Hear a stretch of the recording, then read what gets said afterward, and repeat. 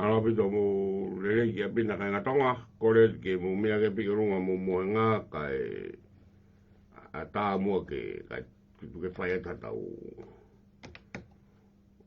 tau loto ke kau ka tau to kokwat maro pito. O ana tuku ke puputu ho mo loto. Tui ke o tua, tui foki ke te au. Ko au pe koe hala, moi moni, a moi moi. Ukai hau hataha ki tamai, kai hene fau ia te au. Mei he toa of hope. Matapa, tuku whanua ki langi. I he pongpongini, ta moi poro kalama, ai tā, tamatonga, tuo ngau e ho koroa ke whamonu o whamoni tonga mohono kahau, koe langa whanua. Te mei he le teo, tānoa whāpoi neo no Planet FM. Siwa toki, au maa ki te kei aho tua klau. Ta mihe ko semaniti, e Sihova, o mau kau whatahana mo e whorowhora e pongpongi koe ni. Koe uhi o ku whiri e whorowhorani he ku puputo'u, pea hohaa, pea whiwhiri, pea hange ko morea e whakakaukau e tonga. Koe uhi koe tāu e nofo taimi, ta mohono ngāhi whiri, mohono ngāhi whaingata, mohono ngāhi mateanga, ka ku mau whakawhetai ke a Fiona, koe tala e whorowhora, koe tō, mei he whawhonga o e kuhui ka koe whamo oi ko Sisu Kalaisi. Tonga o ana tuke puputu ho moroto. Koe uhi koe maha ki whakaauha, pea koe uhi koe honge, pea koe uhi koe whaingata whakanatura. Ka mou tui ki he o tua, koe tamaina e tuku ki ai e ura ki wha e whanua ke whai hono maru i me orunga. Mea mou tui ki te au ko au Sisu Kalaisi, ko au pe koe hala, ka ku mou whie lotu, koe hala ko au pe Sisu Kalaisi. Ka ku mou whie ngāue, koe hala ko au pe Sisu Kalaisi. Ka ku mou whie mau e moni, ko au e maonioni. Ka ku mou whie mau e moi, ko au e moi, na ku hau ke mou mau e moi, na ke mou mau tonga o lahi apito. Ka mate pe ki tau tolu, ko tau whie mau e mate.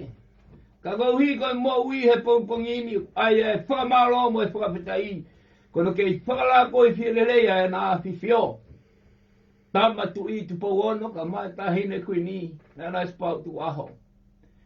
Whakawhetai mua, he koe otua mo tonga ko ku tofia, ko ia na e whaihono sila tuku o e tuku whanua, ko e otua mo tonga ko ku tofia. He na e whakatu mai, e ngahi whanua hau. Pea ko e whorowhora ia ruak wha, whakatu mai a Inglani, whakatu mai a Amerika, pea ko ne whorowhora ia, ko e pongi ni ia, e ohake koa, ke mua ai sari o te ia e hosi. Tuku ke whai e whakatau whorowhorani. He ku kei la koe whielelea e nā whiwhio. Koe uhi koe kei mua e o tua. Pea mo e tonga i hona whinangaro. Pea koe monu ia ngai e whare o tu pou pa muha mo e ofo. Mai man on maulot ko a whio whawhetai e mua. Patawange ke kei moni monu, moni tonua e pe mua e na pure. Aha mo e ofo. Kai monu ia pe a tonga o tai ngata pe lau kuonga. Wawhetai koe tui wawau. Prinis Kalauni, tu pou toa ulu kalala. Te pehe fo ke tahi ne Princess Kalauni. Sinai tā kalau whi na langi fua whanua tu aho. O na ngalo mei ho fofonga si hova. Tahi ne Princess ko salo te mawhileo pilore Twitter. Ka mano pele Twitter. Io ai tautahi mo e wholoro e hau kei no historia. Kei ave, a he larine matangi marie o ave ke kirikiri te fua. ke whakamo o ni kua lotu a wawau. Pe toa e pe mo e fulfula ku au hau kakai he masiwa i lo. Whawhetai ke si hoa. Whawhetai ke si hoa. Whawhetai a tua mafi. Malo no kei whakalau mari e pare mia. Pai whikau tuke tā pohi watu ne toa. O se mani ti ka ko ho pai whikau. Pare mia e o tua mafi. Wone whai e whikau a si hoa. Pene whai e whikau a e tupou pa mo ho e ki. Pene whai e whikau a e whonua pa mo e pureanga. O maulot ko a pio. E lava whewe he tangata. Ka pai kai ke kau mai ai o tua. Fio mai o tua ki he kabineti ana fio. Pehe ki he hoi whatato koni ana fio. Se palea ka ma se komika kato. Pa pehe foki o tua hoi minister e kalauni. Pa pehe ki he palea tonga. Ma tu koe palea tonga ki he a fiona. Koe palea o tonga. Nai ave o tuku ke si hoa. Ki a lea he mea whakao tua. Kai mo ui e whonua. La lea e mea whakai mamani, ko e mate e whonua. Tua mafi, ma lot ke a fiona. O na ngalo e hoi no pelea na fio. Tuke nau mana tua, mo nau mea i koe kāinga. Koe kāinga e o tua, o ku nau kauhi mo toka ngai. Tuku ho merino ke tuloa pe tutupua. A fio mai e si hoa. O hiko e kātnali, ka mai si kau taki lotu o tonga. Ha whakalunga tonga. Pongpongini, ane pona, ane apina, koe maulo tu ia, e si hoa, ke iai haka kai au nau tuk, ai whonua ke si hoa, ke monu ia, ke te ke ia whili ke mamao, kai tuka e whiona e whiau pa mo e whonua. Whonua si, ki foi toti pe, ki foi piriate pe, ka ko mara ia, he omi e to tonu e tangata. Pe omi e to tonu fo maman lahi. Pe mau mamata. O mau mamalu. Pe mau kore ke mau malu i mei mamani. Ka koe mau lotu. Tu ke mau foki ki pou ono. Si hova. Foki ki pou ono. O hi koe tamai mata historia. Pe mau foki atu ke o tua. Nai o atu mau to lotu ke malu. Pe whierau e o tua. Ka pau ke malu e mau maui. Tau hiko ke mau foki ki he tala noa historia tu whonua. Tua maaf mau lo toa fio o na ngalo mua. Haa, tau he whonua ka maaha mta pule. Noho nau ka wha. Le pai whatungi aha. Ka hui ko no hua ka inga. Pe mau lo teo tua. Tu ke kei no pehe. Ai ka wha o e whakaapapa. O e apasia ke he o tua. Mo e whakaapapa ke he tō taha ko tua. Ke no ai tau hiwa haa, ai mamahi mea, ai anga whautou ki la lomo e loto tō, awe, ai keresi, o ku toton ke tuku whaholo he mo ui ai tonga. Mai maan oni o na ngaro si ngahi loto whare tonga. Whaunga whangatamai ka mai whaunga whanamo whaunga puna tonga, mau loto ke a fiona. Ka pau ko mau alo mamao me hiki me he a fiona. Apa ko mau utu o lilingi. Apa ko mau alo foki. Apa ko mau tomo liliu. Mau whamol mole a ki o a fio. Tua maafi, mau lo ki a fiona. A fio mai ko se wani ka ho tamai o eki. Wawalahi ko pore ho mo se wani ti. Ka ko mo tamai o eki ko mo whangautama ko fu mo manawa. Ki loto nei afu. He mafu wawalahi. Sio siwa. Umulogo toki e. Une tu ke foki atu. Ko hike ha. Ke whakafoki a wawau ki poono. Whakafoki ke si hoa. Ko si hoa malu anga tonga. To maaf malotu. A fio mai ke no whakainga. Pea mo e koristu tone. Ke whaia ko mau whamamaga mau foki ki poono. Ko e koristu tone a e tua. O hange ha maunga maka. O ku tūtai ngā hue. Tūtai le ia. Le lea pe o tae ngata, pe tae ngata, amen. Amen. Malo pe to whawhekau no whai e whatongi mo mawhako e bongbongin, pe o tau whawhetai ko tō pe i fua ki iwi mai o toa ke te koe, whahako ke tau whatongi a rotu he pongpongo tō pe tāpo ki a mamani kātoa. Pe mo whawhangi nā tōlu ke tau te whita ke tau kauranga whanua ke nau āka ki olunga whawhiwhia i nau mau e aho fo o koini. Koe au whamarola ke te koe whawhikau, ka tumua ke hoka toi pē e ta whamatala e a mo ta tala tutu uni, rerele tai pē ke tanga hi polokalama. Ko ta whamatala e a i he pongpongi ni kauranga whanua au tau tikri se se ta whetu kamata ke tau whoki maamari e mai ke momoko, pea ko taimi ni koe ao ngai tau wala mawhana kauranga whanua. Ai mau pe wala ke mau, talo lere me tau wosi mo no whamanatu mai mea koe ni, rotonga u tau momoko, o mai ni taimi ni u tau mawhana ni taimi ni, ko tau toi wira toni ki tau toi momoko, mo tokanga au pito ki ho mo te unga ke whamawhana i mo tolu. Koe tau tau tratutuni koe ki pongpongi ni, kauranga whanua, tuku e kape. Koe whai tala tutuni be whai he pongpongi. O fuulahi au pito mea koe kape. Ta ofi au pito ia oua na toe kape noa ia hataha. Kamata te ahoni i o mo api ngā ue kauke itaha mea. Whakamoko holo to whakaukau. Tau te whito eni e tala tutuni ko ni ke kakai ko na ngau ea ke tau social media. O ate whai ngā maari ke te koe ke lau e ngahi utohi pe ke whakakaukau pe ke toki. O kui kai ke atu pe whai ngā maari ke atu pe ke lau pe ke toki lewa te imbe ko ia. Whai ngā maari he ku alu meho atamai, meho loto ki ho atamai, pe meho atamai ki ho nima. O whai waha e tolu ko ia o stone ke au kio koe ho nima ku ke wai whakaukau lele au pito ka mea e toki ako nima.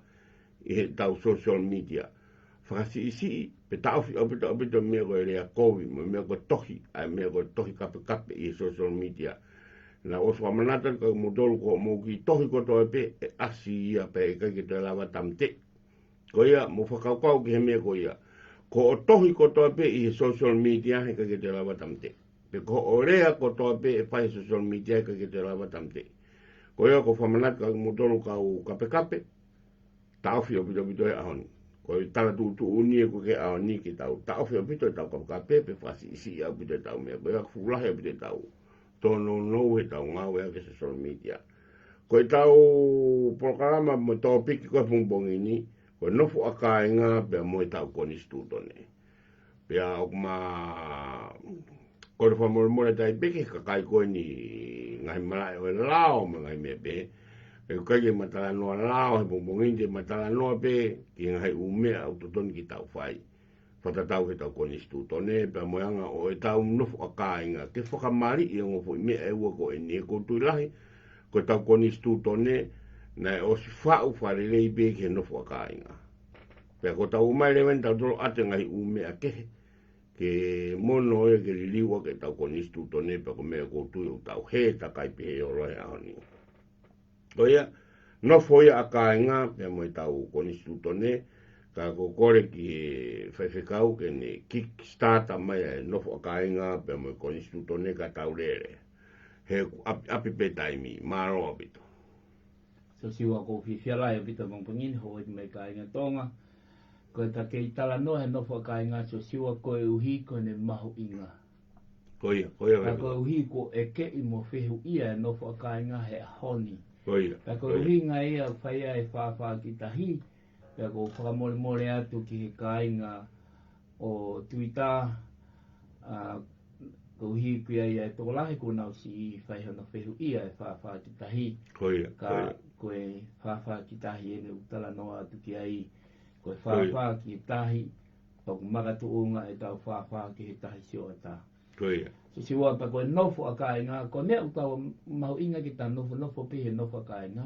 Ko hi koe tau nofo whakatonga, ma kehe ma te nofo hawhonua i mamani. Pa koe nofo a kāinga, ko hono mo oni koe nofo a kāinga so siwa.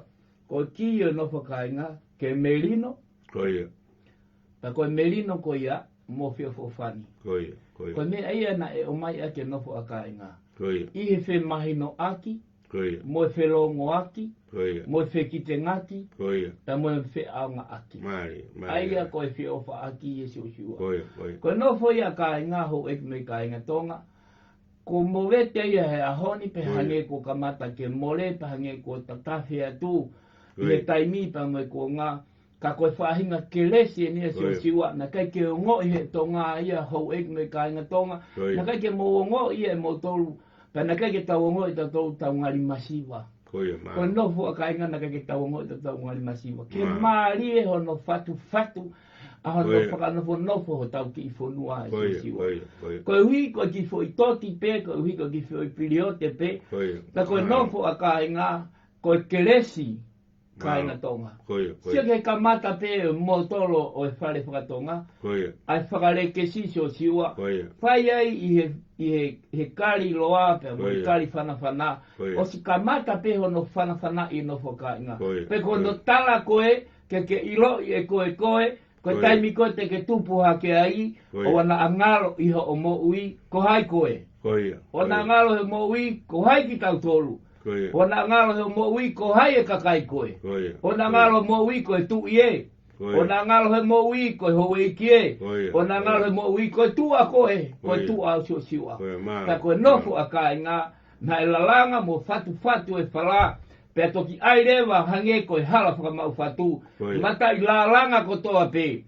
Koe ako naki ko toa pe. Pe koe talatalai whare ko toa pe seo siwa. Nai awe whakamau ko toa pe.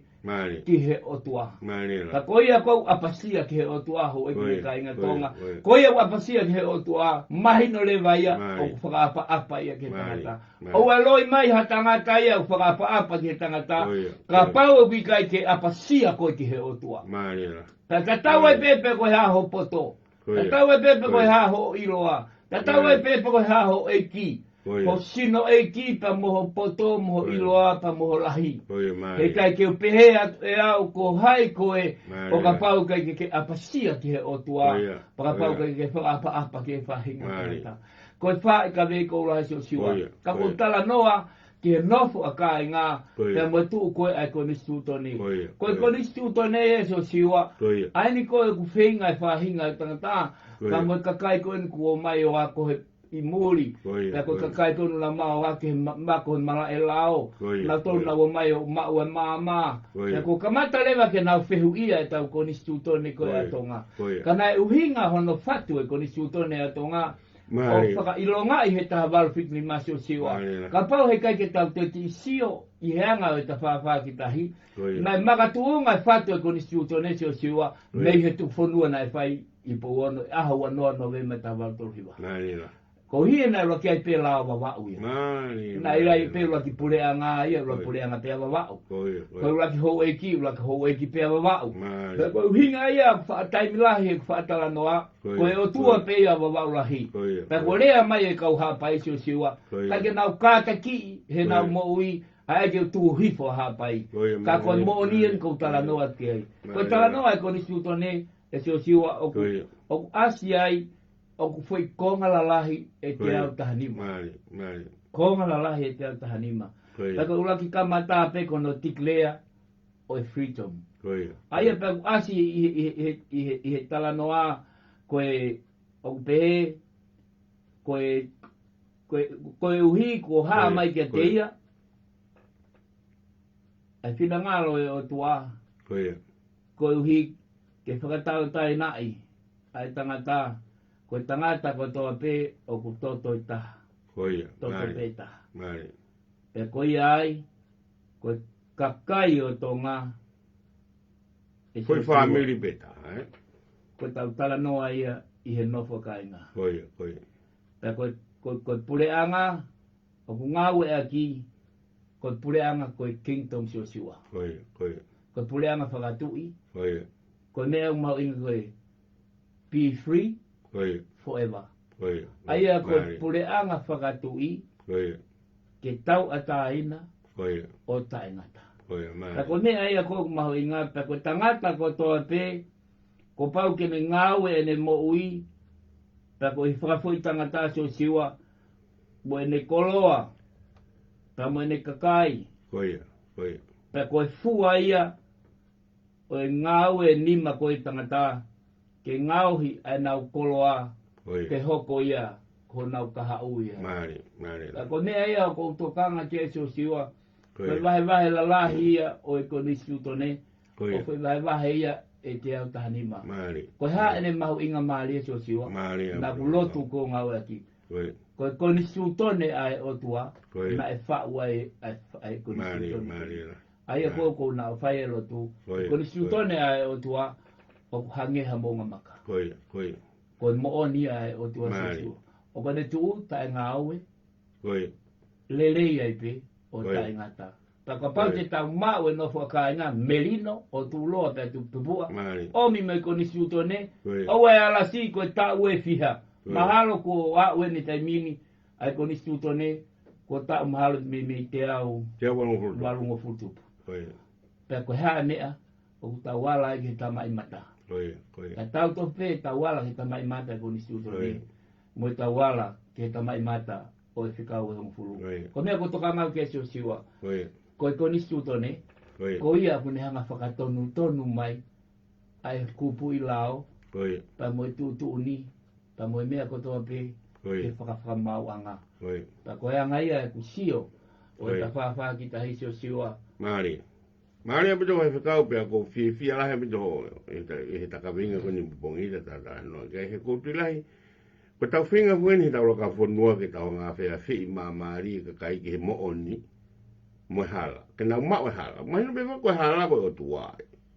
E ka ke ta te ni mai mo ni tai fo e o tua. Pa ke ta te ni ilo e mo ui tai fo e o tua. E ko me ko pau ke tau fo ko ai ko shoe ke a kornaki a ne a fi, ko pau ko hala. Mo o ni mo.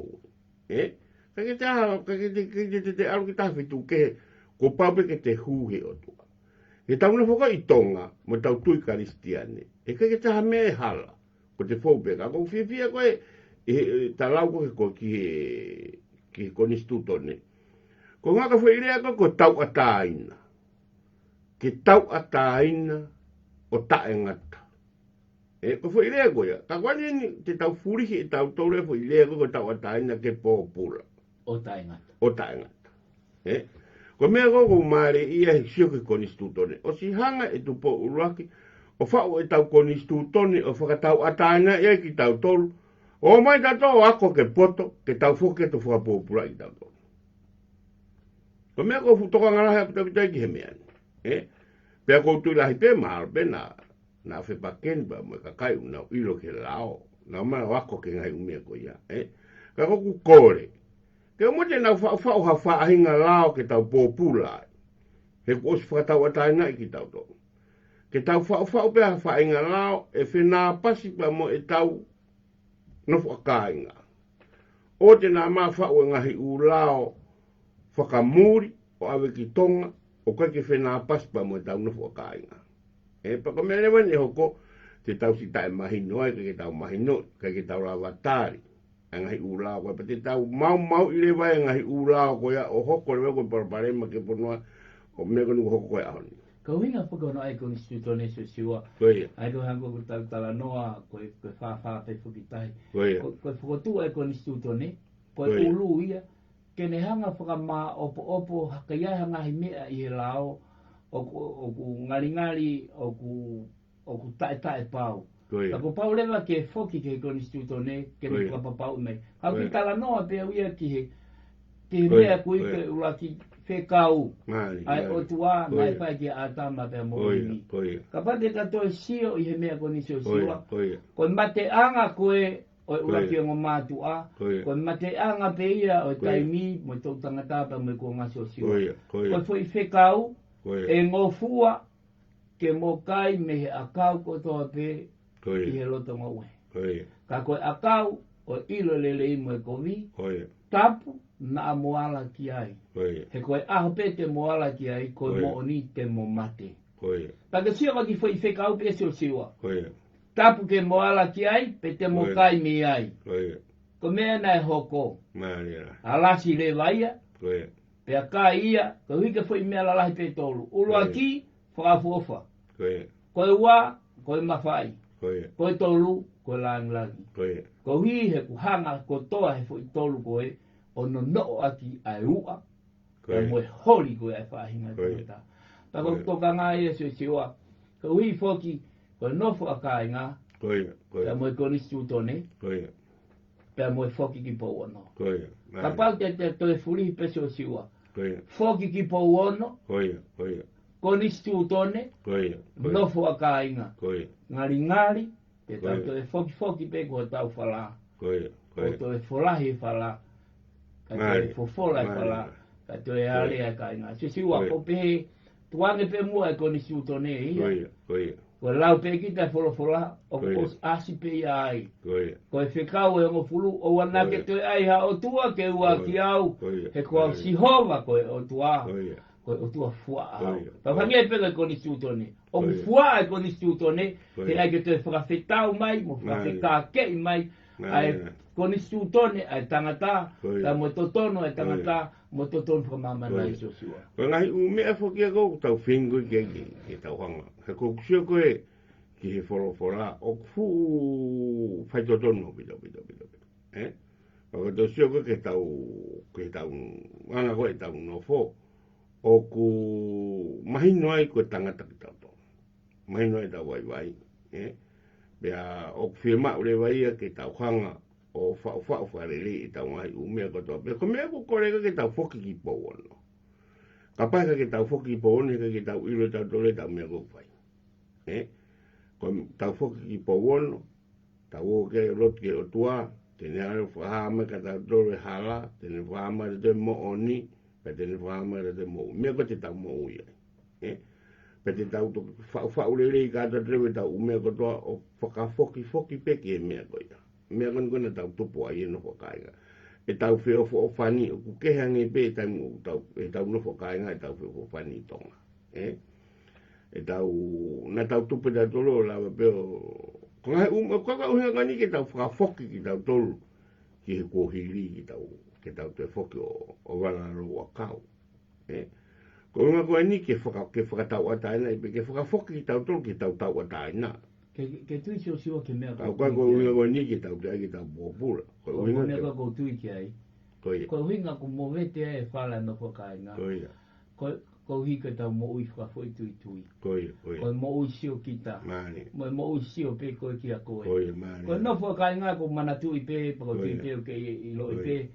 Ulawe i pe pa mea hoi ki mo e tonga kotoa. Ko no fo kainga sio siwa, me ke aia koe. Koe whamiri toki koe mea ai. Koe whamiri whakatawa ai, whamiri moturiki, whamiri hawea, whamiri whonua ai. I kai. Ko ne hoko peha o ki ka venga sio siwa. Pe koe mari, pe koe whai aho, pe koe putu sio siwa. Ko pau ke tu kotoa, koe toa e ko loo i sio siwa. Ta koe whanongo mai a hake, whanongo mai a hifu, whanongo mai a motulalo, whanongo mai a tukulalo, utawawa sio siwa. Nau hao. Ole kai mini. Ka mea ko umare i ai whekau hono veteki hui tau. Veteki tau tolu. Pe askoea pa to tala mai rewa ke tau ngai whataha. Ka askoea o si whai hono veteki ki tai aonga. Pe askoea pa tala mai rewa ke tau ngai whataha. Pa te whatonga e tai mini kau pārangi, tau pepe ko Western Side. Kona mea nei whai. Ko hono vete ki ta. O whau manga hi umea ngoni. Pa tau mo vete rewa. Mo vete no fua kāinga. E ngau e ngu whakau koia. O speko ia pa tā mai rewa he kongoni ki muni. Mo ngai whakataha. Sio na takona na ona toka ngai whakataha ia. Ko kusio ka ke no fua kāinga. Ko ngai whakataha ane whai tonga. Na tau ngai whakataha pe tau tolo. Pea vete ki rewa tau tolo tau o mai ke ahon. Na uilo ko tau polo parema au pito. Peta mai reo ke tau, unu mai mo ke tau ngā whata. Ko mea une mau lahi, e no whakai ngā, e se siwa, katara noa te pōngin. O mea mai hoi me kai ngā tonga. Ko uni koe tō tonu e tangata. Mo tō tonu whakamā lahi, mo tō tonu koe a uso siwa. Ko roi ka panai, ai pe tō tonu e o tua. Ta mo tau no whakai ngā sio siwa. O ku tau ke meri no pe ki tau tō. O ku tau ke wheo fōwhani pe tau tō sio siwa. Ko le mo i whaka Wesite hai kone ka noa ki ai. Mo i whaka Europe. Mo i whaka Asia sio siwa. Ko ia ngune o mai ko mau i whaka au whonua hai ahori. Ko o mai e ngai mo i whaka maman lahi. Ka tu koe mo i koe uktara noa ki ai atu he tapu.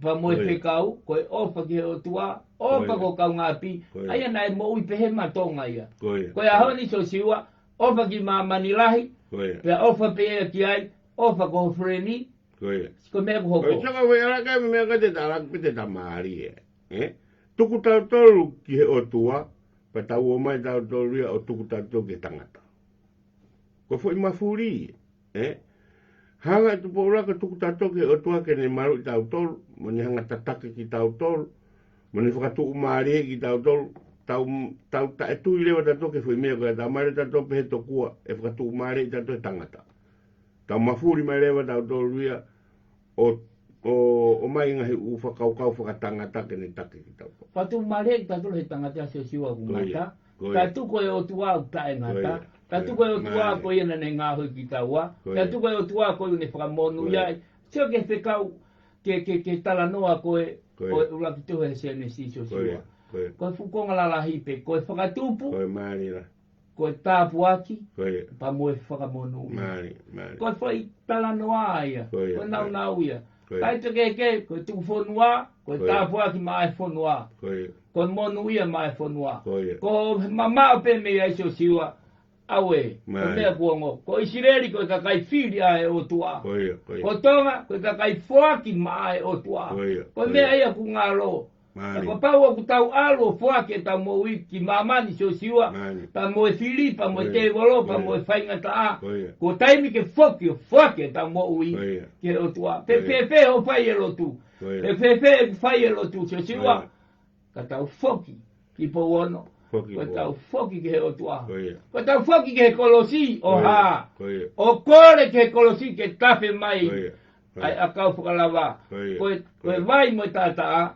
hono ngahi mata monuka ka fo o tau tolu tonga pa fo o ki tau tolu tonga ko hi ko ha ka tau foki ke sihova ka to monu ia mo to mo ui afa i whakau tua tonga malo beto ko ta taimi o ku ko ta asile fu ko tang ko ta popola ko ni ne un firma ma ka kai ke rele pe potano ka ko winga ko ta taimi ko ye pure pe ko folo ni ta ro ma nai ka ta ke rele pe ta wa ye ka usai pe ko winga ko tu la ko va he tu ko foka wa nga hi umata pala ke bongbong ni ke mu a ko lunga o si o ka ngatonga ki he tau mo ke tau kamenga ko bongbong ni no fo kainga pe mo e kolistu tone ke mo me ape kiai ke mo mahinoi ko ha uhinga ko tau si fai pe he a ni ko tu la ko mahino bito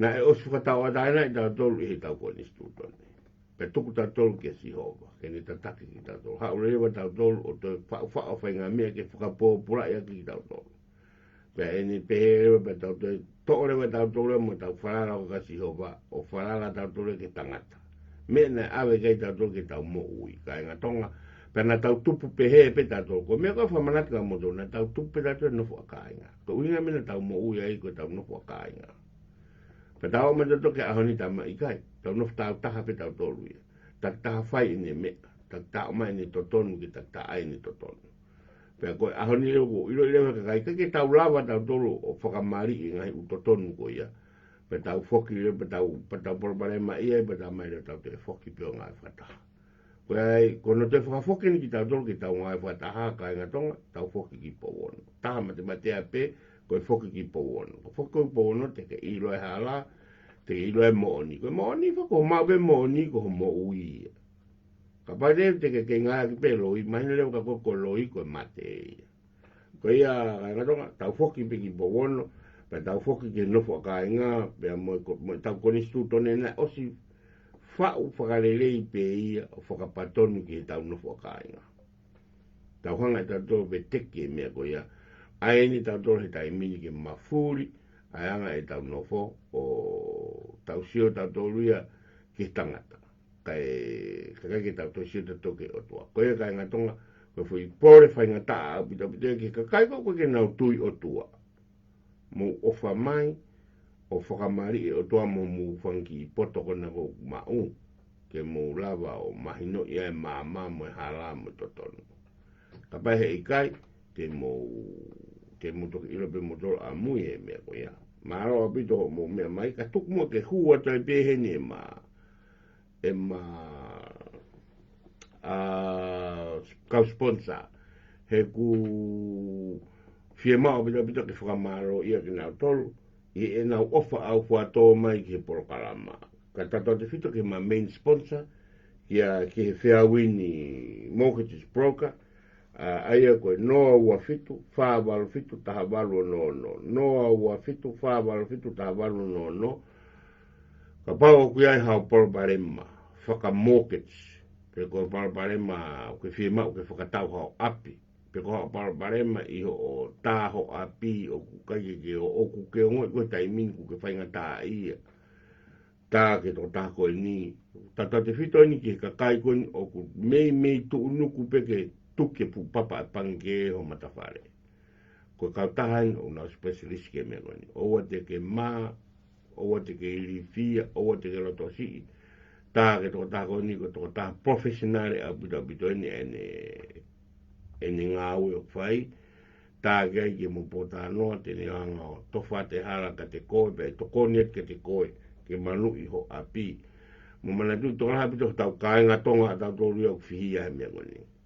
Ta ulahe si ngā oe to tongi ke pange, ta uangu furutupu te whainga, pe tūre weke mōre.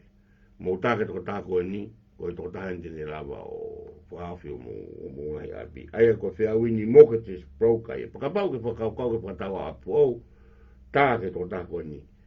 Ke tene toko ni koe kapau ke whainga o nau whemau ke ngau ea ke nau kiwi seiwa mō ngai mea pe, ke toko tāhen ni, te mō tāke a mau mea e totonu, mō mō ni. Koia, Fair Wini mortgage broker ia, pea mō Kennedy Tupou, mō tāka Kennedy Tupou, ko tō taha tonga eni lawa lelei, fruen lelei whatonga, lawa lelei tāno whatonga ke te koe, mahi noi mea koe ke parparema ia ai. Maro apito, ka mō whetu utaki kia Kenny, o ka pau o mō whihia i ngai umea kono ko tāno ati kia i pē, ka pau o mō whiema o ke mō whatawa mō atu o. Koe Little Hope, koe Little Lupe. Koe Little Lupe ka kautaha ngai sea ia. Hiki ate whika, koe noa ua taha, taha whaafitu, hiwa tolu, hiwa fitu. Noa ua taha, taha whaafitu, hiwa tolu, hiwa fitu. Karanga whanua, o smahino peku maao ho mō pepa mō pene. Hiki, noa ua taha, taha whaafitu, hiwa tolu, hiwa fitu. Kautaha ngai sea eni koe Little Lupe. Tā ki ai, oua e lako e usea ki tua. Puke pe usea ka pau kaha sea o mau, pe ko ho sea fo o pe a koe taimini ke whia koe la numo ka lamo mea. Tā ke whika koe ni te lau tokonet ka te koe ke whareri ho usea ke whia maari ki ai. Koea, koe hoko koe tau Door of Hope, pe a mo Penny, mo ko whisi pe a mo Tuia Stonga. O ngā whaiwhekau eni pa mō nā kāinga rotu me Door of Hope. O ku nā poupou mai pe nā tokoni whakapanga mai mō nā kāinga rotu mō nā siasi ke ngau kono whaikoni ke whakarere e tau porokarama. Ke tau whina aki ai pe mō ki mō tolmi a pina kāinga tonga i he pongpongi. Tū site pureruru mo tō pureruru. Pe au whakawhiawhia au pito ka pā i kai e ai lotu pe mo tokoni e kai nga lotu ko ni mo whaiwhekau ko ni hei kai ke tau lawa tatolo whewaiwai ake ngai whewaiwai ake konu tau mao he pongpong ko toa pe kai nga tonga. Pea ko konga mau inga taha ia ko e tokoni e ko mea whane taha ko tiki whamanatu ia ke mea ko ni. Ko e onga whaiwhekau ko ni ko hana onga tare niti. Ko e toko taha ko engineer pea ko e toko taha ko e tufunga. Pe koe mea nau langa whare mga mea pehe. Te mu maa mo tore pe mea Tuia Stonga. Pe koe engineer ka pa o kaha o mea rere mau puka penga mea. Tō tāko ni ko uroi fuoloa apito ene ngā wafa engineer nusilani. Tō taha ai whaiwhekau ko ni ko pen mo office. Pe mo Tuia Stonga.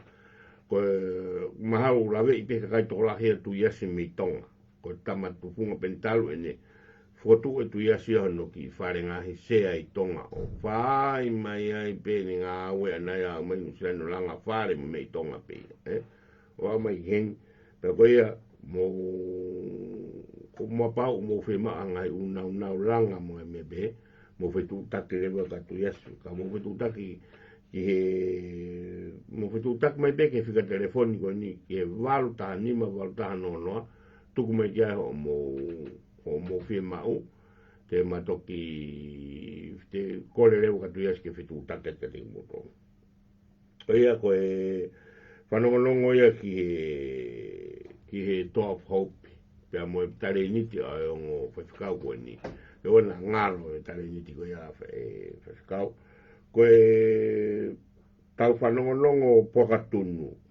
Ko tau pokatunu kei tuula hoko pe ai ke to la habi tau pokatunu mo o tamai mo pokatunu na o stalat ko mo tol ai fika telefoniko e noa wa taha ni manoa ono tolu ono noa kai ngatonga ko tau pokatunu o tamai ki mua I hawike e taha kai tok tili watu o puaka pe ko ai founga ko to tongi mai o se ni tika tok tili watu o puaka e kai ke tili watu o puaka ta to tongi ko ia ka ngatonga mo fatonga yang e tafa ko ia ba mo ka tak fo mo le pe ko e tu ni ai ngawe ko ia pe ko pau ke tau mui ka to ki ai fula he pute tau ta mui ki ngai tu ni pe ni ka pau mo fe ma o poka pe mo ta me ki fika ko ia pe ko drop ma pe mo text ki ai ki ta atu ko no wa ta ni mano ono tolu ono no wa taha ni mano no tolo no ai ko kas poka o kua ko kilo wa no mo kilo taha ni ma ko kilo wa no o panga te an mano po ko kilo taha ni ma panga te au tolo no ko ia kai ngatonga ko tau whanongonongo ia ke poka pe ko hoko lewa fra o si ia ko tau fundraising ke ku te ko ia ke foki atu ki po no pe o fai I pou a walu o mahina ni ki wharekai ko I Velata Ways pe ko Velata Function Center I o tahuhu o kulave I he tonga kotoa pea o tahuhu o wai toi aike ke toi tamai ko kai ki hango ilo o tahuhu ke osi ilo lelei pe tonga sono ko kalanina o tahuhu mo mea ke kai he pou a walu te matatare tuai pia mo e whaiwhikau ke whahatau lotu ai pia au kai mo e whaitao lunga kai mo e pia mo e kau ke speaker ke naurea I he pōko ia pia mau ka atoa mea ko toa I whare koe ni koe pā mo mea kai mo hapua mea ko ke whemau ko ki mea o whako tola pia unga pulu pia ka paurewa o wahangai business e unau whemau ke nau donation mai o tokoni ke ngau kono whai pia mo hiki mai mua mo hingoa ai. Hiki mai hingoa mo kautaha ai na lawa ke toko ni ato no tuaka to mo ngai ngā ue mo ngai mea hen. Ke ko mea ke mo tokang kia kau business. Tokanga apito ki he marketing. Ko kau ia I he mea lelei a e tau tuaki. Whakakau mau pe ai tuaki ke mo whakau e mo ngai ngā ue katoa whai. Ke lawa ke ilo he kakai ho mo ngai ngā ue pe mawai ha mo kau customer. Koia, koe anga ia tu e tau fundraising po wa valui. Po wa valui a wiki whakotonaki wiki whakaosi ia o mahinani. Tonaki whakaosi ia o mahinani. Koe Velata Ways ia. Velata Function o Maria Taria Uri. Pea mo wa taria uri o tahuhu. Whare ko ia ka ke mo misi ka ngā tonga kono wha ewa ki o tahuhu o kumo o ilo lelei pe mo tore alu ke whare ko ia. Mohono pākingi mo ngai mea pe tau me tau ngā pasi ka mo hu mai ai ke whare. Ko ia ko e ahawa walu e te mai ai pia mo e whaiwhikau. Whai ai tau o taritare ki mo tolu ke whahatau lotu mo tatu ki hoko tai tau ngāu he pōko ia. Ko ia, ko kore tau mo tolu ki he mawa o kotoa pe ko kāinga koni ko me wahine I afu ko mo fwoi pulu ke mo oho mai ki ai ke tau kau ngāu e whakataha i ono teke ai mama ko ni o tau ponua. Ko fuoroa whau hono rohi a ki mo kaka i ki tau tolu i tonga, pe au whima ui ki tau tuk ki o lunga, o whakahae to tonu, whakahae mo o nihe ko tau tolu, tau nofo ofi i pou ono. Kai kano anga e tau nofo ofi i pou ono, ka ki tau anga ilo e hala. Whima ui ki tau ilo e hala i pou ono, tau ilo e mo o ni, pe tau ilo ia e mo ui kainga neiafu. Mo mea hake aho wawalu, ko aho wawalu e mahinani, mo mea hake kai ke tau popola veai, te matatare kia i motoru. Ko ia, ko tau tala tutuni, ke tau fundraising kainga tonga. Ke kainga nei af kotoa peke mo mea mai kai. Maro apito, kai tuku ki he whaiwhikau ke whamaa popoa te prokalama he e pongbongini ko taimi ko furo ni tata aro me na ia ki fai fo ma bobo maro pito Hamalo lai siwa pe ko tuipe ko ia pe haki mama me mui ta no lo ko mata ki ia o ki motor ho ik me kai na tonga pa ko pa lo pe mo ma fa mo le ate motor mai lao ko tuipe ko siwa ko ni sutone ko ia o kupule. Koe. O tau puputu ufo ke he aho ni whewhekau ko ngā ko e tau lao. Ko tau mea ko tau pe ko ngā ko mea unyanga o whakaino hino ko ho tau ala. Ko tau mape whora au. Pea kui kai lewe ke fuuloko lahi hono. Whakamatala me ke kakai. Pea te haweni pea mui teknolosia he taimini. O awe o whao he ngahi u website. Tato vina ni tau behe ko Nusilani. Ko mea ko toa e pure anga Nusilani. O whao ko toa e website. Pea ko kaureka be wo ki ai. Ko tau ni mangofuru whai o rungo koe na una tafu i mea tahake me koni. Tu kepe ka pau ku ke ako pe wea. Ke aro whai au whakatotoro pe te ke aro whai whakamora taimi. Ka pate o ekata whai whihui ke City Council. Ka ke ilo hata. Ka koska ekata whai whihui ke mea whakaimkulisini. Ka ke ilo hata. Osko ya tamai he pure anga, kona kosi atu ka ato whao motala ka muto. Ka tuku mai he website. Malama le leipi hoi me kai na tonga. Ke aike te mahu inga maali e ange, pea te mamangi ange mo te fu mahino anga piti so siwa. Ka pau e katoa ngai o whakamanatu. So siwa, o kaike katoa ngai whamole mole pe ai paremia o whanua. Ko pehe koe io whamanate ko ni sutone pe aho pe ko ia pe aho whamanate pe so siwa kai ke katoa ngā ia mo whamanate pe e mahino whewhe e mahino whewhe ko ni sutone ko pure ke lao pe mo tu ni so siwa ko mea koe ko tokanga koe ki ai so siwa ka pau e katoa ngā ai tu whanua so siwa e mahino lewa ki he tonga pe te nau mau inga maari he tuk whanua. Ka pai katoa ngā ai tau atai nā se siwa. E mahino lewa pe mahino mau inga maari ki he tonga. Papai katoa ngā pe mo koni sutone se siwa. Pe mahino lewa mo mau inga maari. O koe kuhinga ne katoa ngā i. O katoa ngā te mahino o kai ko public holiday tu pe i to i mahina whakatonga paremia tonga hupanga te whatapu mo whamulmole ka ke katoanga i sio siwa pe mo whamanat sio koe na tau toki osi holiday ko hui ko tamaiti wa inga na nau whai mea mahu inga o iloa ia tonga ka tuku ai fu tamai mata historia a tu whanua ki langi ko mea ea ko tokanga ke sio siwa ka taha mea mahu inga taha pe a mai ia whakamuimuita. Ka taha mea ia koe au kai ke totonu ke ai, pe ai ia. Ka eanga pe ai hono ilo e whanau e ulu, pe mo e hiku. Ko mea ko tokanga au ki ai. Pe a whirau ai pe a honi, ko alake hiku ia taki, ka au e ulu ia hiku. Ka ko mea ia ko tokanga ke ai. Ko nisi utone he tuisio siwa. Whamore koe mawhawha pe ki tahi. Ko nisi utone koe ia pure. E koe whakamā opo e whakamā upa mo tu ni. So siwa, ko pau ke alu kotoa pe, ko hae lau ai ko ni sutone. Ko ni sutone foki, he ango e kusua koe ki ai.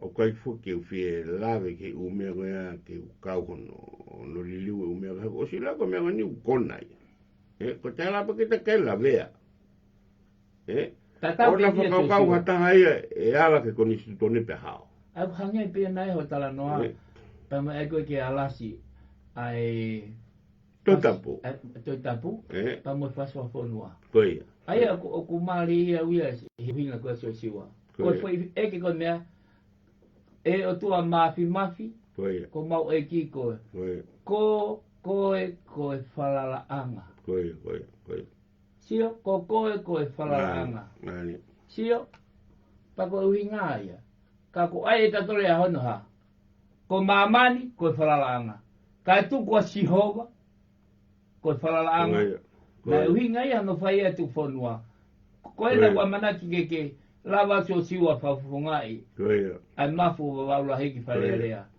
pa ko fra muia foi tolu ko ni ka lava ka tonga mo fra manatso siwa ta wataina wa manatso ko ni stutone ka fra manatso mo tu fonua ki la ni so siwa o hangepe ko aho alo e ne afio alo i ko fra ifu ki mamani fra ifu tama mai fonua aho alo i tonga mai o tua alo maro abito ke kau ko ta taimi ko hiwa mai ta ka hiwa ke nau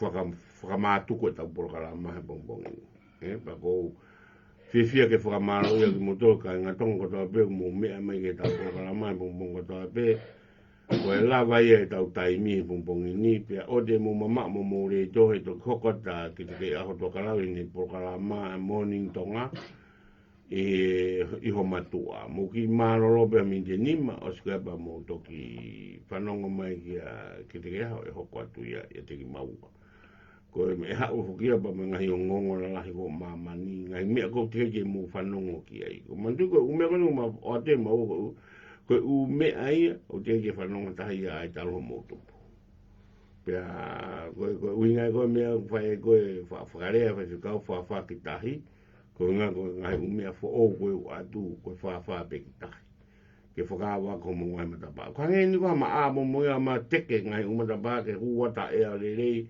ke te mo to ke mo mana wa mo hua ta mama ke mo lo to fale ko ia ka ngatong mo me a ka ta to sio i abongpong o fala he ke tonga ko to pe pe mo ko le lava e ta programa mo bongi pe mo ta le ka o to le greka o fala he ka mo to maro bito